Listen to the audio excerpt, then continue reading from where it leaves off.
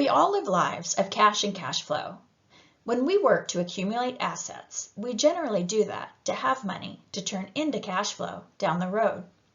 If you are like the average American, when you make money, 52% of that income is already committed to things like taxes and insurance, car payments, debt payments, etc. Anytime you borrow money, that payment gets moved into the committed expense box because you're committing to a payment.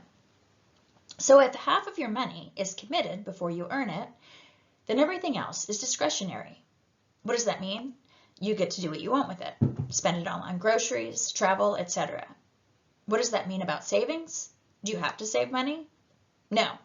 You can live in the first two boxes for your entire life. But what does that lifestyle require? For you to always have an income. If you plan to not have an income at some point, then the only way you will have money to live on is if you save while you have income. For most people, their saving strategy is simply what is left over, and on average, that's 2%. One saving strategy is to set up a 401k or something similar that will come out of your pay up front, and in that way, it will become a committed expense. We can also save more by focusing up top to lower the committed expenses. On average, 35% of committed expenses are housing expenses.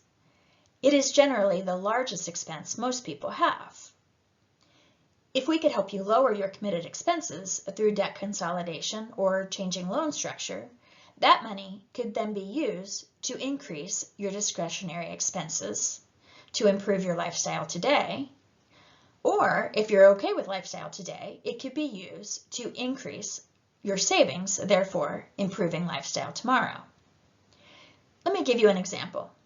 A customer refinanced their home and saved 1% in interest. That savings was 4% of their committed expenses, which dropped their expenses as a percentage of their income down to 48%. Now they were okay with their lifestyle today. They didn't feel like they needed to increase that. So they chose to take all of that 4% savings and put it towards savings. So now instead of 2% saved, they're at 6% saved. This is a 300% increase to what they were saving previously. And they did this with a $250 payment, which had a big impact on their long-term financial picture. This is why it's important to take a close look at your liabilities and to manage them as carefully as you manage your assets.